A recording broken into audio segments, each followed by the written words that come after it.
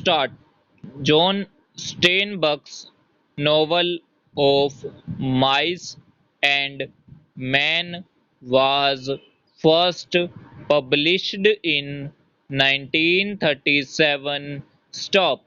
At the time, America was still suffering the grim aftermath of the Depression and the itinerant workers who form the basis of the novel were very much within the consciousness of a nation separated by wealth yet driven by the idea of the American dream. Stop.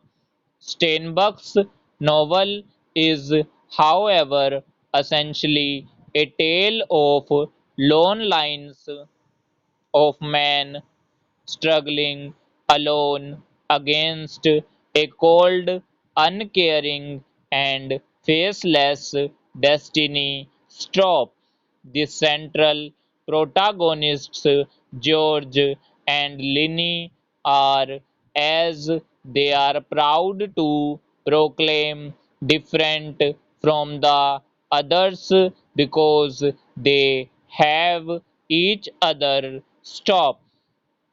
They are an odd couple, George the shrewd, weary, yet ultimately caring protector of the ironically named Lenny Small, who is in fact a huge man who does not know his own strength and is mentally incapable of making the smallest of decisions for himself. He relies on George completely, but equally George needs Linny as he gives him a reason to keep going. Stop.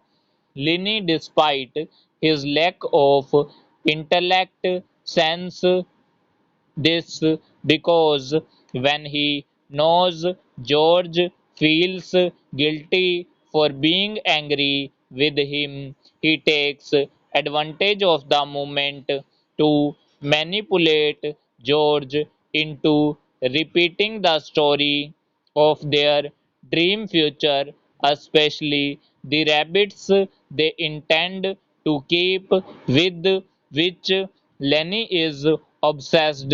Stop. They are not related, but Linny's aunt has brought up George and he has promised her that he will look after Linny now she has died. Stop. This secret dream they share of building a life together on a ranch and living off the Fata, the land, is central, but the very title of the book, taken from Robert Burns' poem To a Mouse, foreshadows the ultimate defeat of their dream, since it speaks of plans going wrong. Stop. The two men are en route for another in a series of ranch jobs, having been run out of weed. The place where they previously lived and worked, because Linny has been wrongly accused of attempted rape because of his innocent desire to touch the material of a girl's skirt. Against there is foreshadowing here of the tragic ending of the novel. Stop. Indeed, the whole of the book follows the circular movement established by the setting of the beginning of the novel and inverting descriptions used there in the ending, which takes place in the same spot where Linny has been warned to return if anything goes wrong, which inevitably it does stop. Upon arrival at the ranch, Steinbuck takes the opportunity to introduce the reader via the newcomers to a panoply of characters, all loners for one reason or another.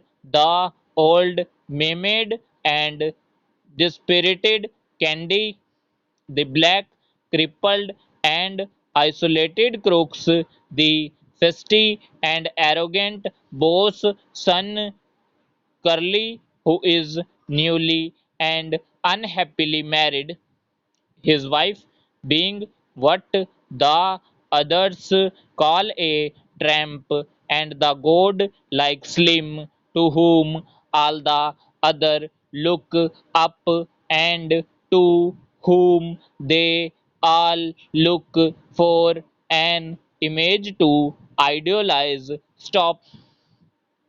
Steinbach uses each of these in a different way to show facts of loneliness and isolation, with only Slim seemingly beyond the idea that he is an object of pity. Stop. From the first, George is afraid that the aggressive boss, beyond the idea that he is an object of pity. Stop. From the first, George is afraid that the ag- aggressive boss son Curly will cause trouble for himself and Linny because he is an amateur boxer who sees Linny's size as a challenge and is handy. Stop. However, when he is involved in a violence incident with Curly through no fault of his own. Lenny crushes his hand and Slim warns him that if anything is said about it, he will make Curly look a fool. The thing he knew obliges Curly fears most. Stop. Indeed, Steinbach perpetually uses Slim as his center of consciousness in the novel, the man in whom George confides in a carefully choreographed confessional scene, for example, where even the lighting reflects the intense interrogative. Stop. Slim is also the only one of the men who appears to have any kind of relationships with crooks. Stop. It is no coincidence either that at it is Slim who comforts and consoles George at the end of the book, telling him, "Stop, you harder, George, I swear you harder," and leading him away. Stop.